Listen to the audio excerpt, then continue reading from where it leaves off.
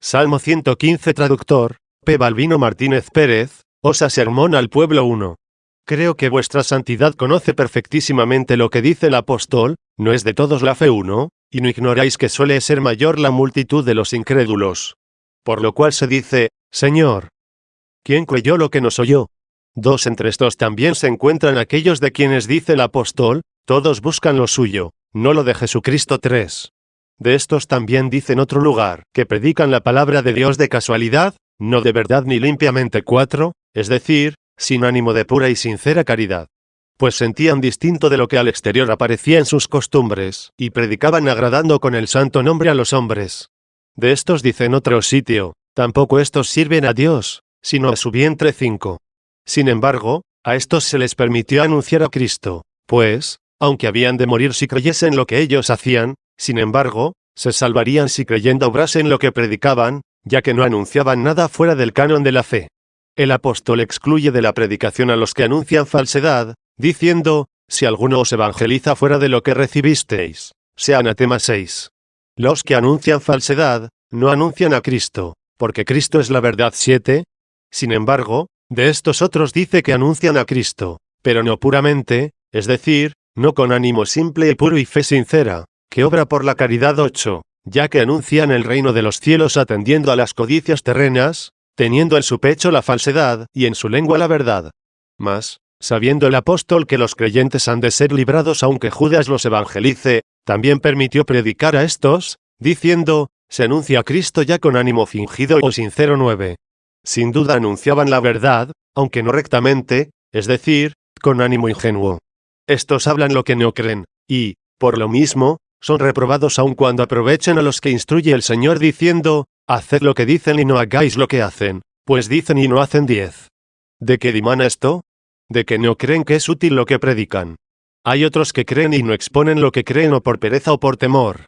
Pues aquel siervo del Evangelio, aunque poseía un talento, sin embargo, como no quiso emplearle, oyó del juez: Señor, siervo perezoso y malvado. También en otro lugar del Evangelio se dijo que muchos de los príncipes de los judíos creyeron en él, pero que no le confesaron temiendo ser arrojados de la sinagoga. También estos fueron censurados y condenados, pues el evangelista prosigue, diciendo, amaron más la gloria de los hombres que la de Dios. 11. Luego si aquellos que no creen lo verdadero que hablan y los que no hablan lo verdadero que creen, con razón son reprobados. ¿Quién será el siervo que debe llamarse realmente fiel sino aquel a quien se dice, Ea, siervo bueno, porque fuiste fiel en lo poco, te estableceré sobre lo mucho? ¿Entra en el gozo de tu Señor? Este siervo no habla antes de creer a fin de no dar lo que no tiene, ni calla después de creer, temiendo se quede sin nada por dar, puesto que se dijo, al que tiene se le dará y al que no tiene se le quitará aún lo que tiene. 12. 2. V.10. Diga, pues, este siervo bueno cantando el aleluya, es decir, inmolando el sacrificio de alabanza al Señor, se regocija y diga, creí, por lo cual hablé, es decir, creí plenamente. Pues no creen plenamente los que no hablan lo que creen, ya que a la esencia de la fe pertenece lo que se dijo, quien me confesare delante de los hombres, yo le confesaré delante de los ángeles de Dios. 13. De aquí que se llamó fiel aquel siervo no tanto porque recibió, sino porque se afanó trabajando y lucró. Por esto no dijo aquí, creí y hablé, sino que habló porque creyó. De igual manera creyó, tanto que debía esperar el premio hablando como que debía temer la pena callando. Creí, dice, por lo cual hablé. Mas yo fui en extremo abatido. Soportó muchas tribulaciones por la palabra, que con fidelidad retenía y administraba, y fue abatido en extremo, lo cual temieron quienes amaron más la gloria de los hombres que la de Dios. Pero, ¿qué significa más yo? Mejor hubiera dicho, creí, por lo cual hablé, y fui abatido en extremo. Porque añadió más yo si no es porque el hombre puede ser abatido por aquellos que contradicen a la verdad, mas no la verdad que cree y habla. De aquí que el apóstol, hablando de sus prisiones, dice, pero la palabra de Dios no está encadenada. 14. De igual modo, también este, que personifica a los santos testigos, es decir, a los mártires de Dios, dice, creí, por lo cual hablé. Mas yo, no lo que creí, no la palabra que proferí, sino yo fui abatido en extremo. 3. V.11. Yo dije en mi arrobamiento. Todo hombre es mendad. Llama éxtasis o arrobamiento al pavor, que soporta la humana flaqueza ante las amenazas de los perseguidores, y de las inminentes afecciones de los tormentos, o de la muerte. Esto lo entiendo así porque en este salino resalta la voz de los mártires.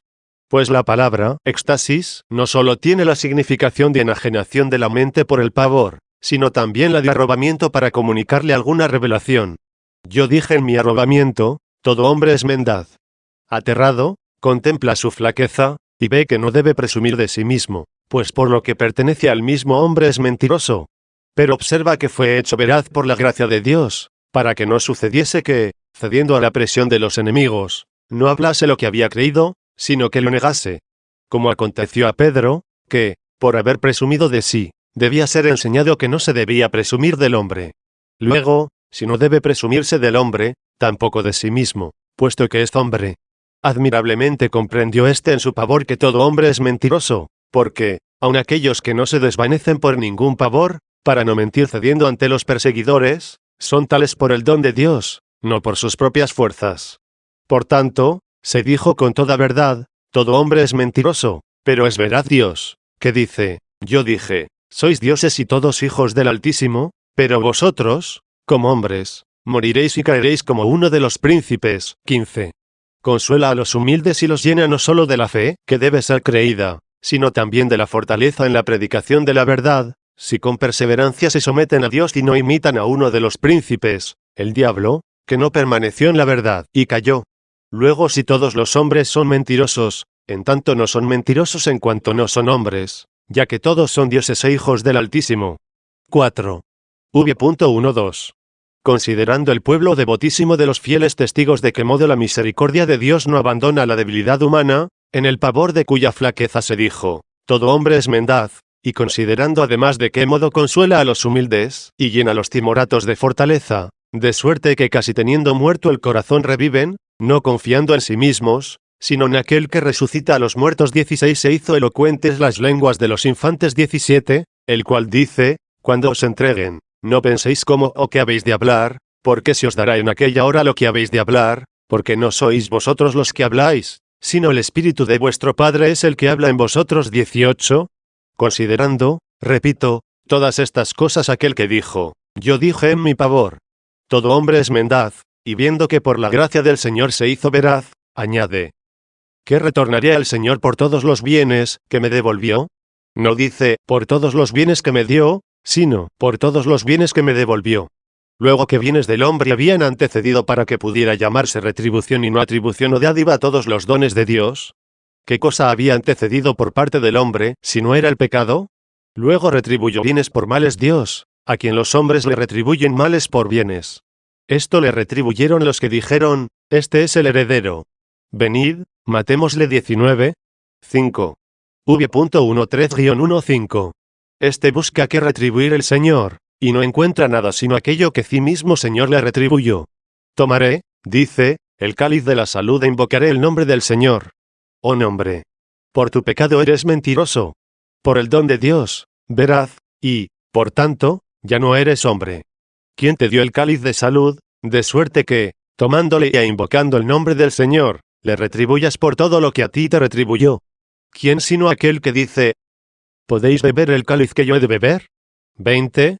¿Quién te otorgó imitar sus padecimientos, sino aquel que primeramente padeció por ti? Por tanto, preciosa es delante del Señor la muerte de sus santos. La compró con su sangre, que primeramente derramó por la salud de sus siervos para que sus siervos no dudasen derramarla por el nombre del Señor. Sin embargo, a ellos les aprovecha, no al Señor. 6. V.16. Alabe, pues, su estado, su libertad, comprada con tan inmenso precio, y diga, oh Señor, yo soy tu siervo hijo de tu esclava. Luego fue comprado, y es doméstico o esclavo. Pero, ¿acaso fue comprado con la madre? O por ventura, porque es esclavo, fue asolado por el pecado de su huida, y, por tanto, fue comprado porque fue redimido. Es, pues, hijo de la esclava, en cuanto que toda criatura se haya sometida al Creador. Y, por tanto, debe al verdadero Señor la verdadera servidumbre. Y cuando la presta, al recibir esta gracia de Dios para no servirle por necesidad, sino por voluntad, es libre.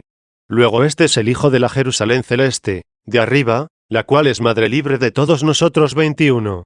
ciertamente está libre de pecado, pero es esclava de la justicia. A los hijos de ella que aún peregrinan se les dice, vosotros fuisteis llamados a libertad, pero de nuevo les hace siervos, diciendo a continuación, por la caridad servíos mutuamente 22. A estos también dice, cuando erais esclavos del pecado, estabais libres tocante a la justicia. Pero ahora, librados ya del pecado y hechos siervos de Dios, tenéis fruto de santificación, fin y vida eterna 23. Luego diga este siervo a Dios, muchos se llaman a sí mismos mártires, muchos se dicen tus siervos, porque conservan tu nombre en distintos errores y herejías. Pero, como están fuera de tu iglesia, no son hijos de tu esclava, mas yo soy tu siervo e hijo de tu sierva. 7. V.17. ¿Rompiste mis ataduras? Te inmolaré sacrificio de alabanza. No hallé mérito mío alguno cuando tú rompiste mis cadenas. Por eso te debo sacrificio de alabanza, porque, aun cuando me gloriare de ser tu siervo e hijo de tu esclava, no me gloriaré en mí, sino en ti, Señor mío, que rompiste mis cadenas para que al volver de la huida sea amarrado para ti. 8. V.18. Cumpliré mis votos al Señor. ¿Qué votos cumplirás? ¿Qué víctimas prometiste? ¿Qué incienso? ¿Qué holocaustos?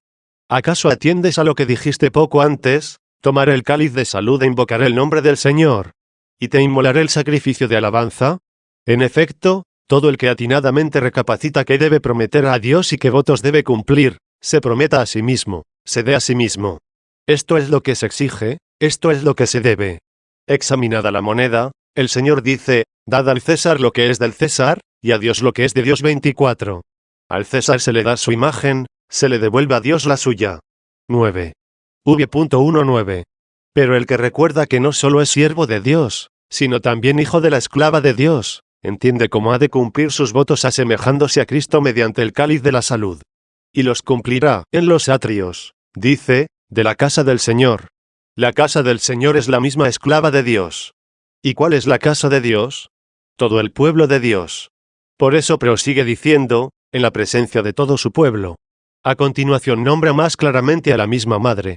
Pues, ¿qué otra cosa es su pueblo sino lo que sigue, en medio de ti, Jerusalén? Será grato lo que se retribuye si, procediendo de la paz, se retribuye en la paz. Quienes no son hijos de esta esclava, más bien amaron la guerra que la paz. Pero para que nadie crea que los atrios de la casa del Señor y todo su pueblo simbolizan a los judíos, porque concluyó este sarino de tal modo que dijo, en medio de ti, Jerusalén, de cuyo nombre se gloriaban los carnales israelitas, oíd el salmo siguiente, que se compone de 4 versillos.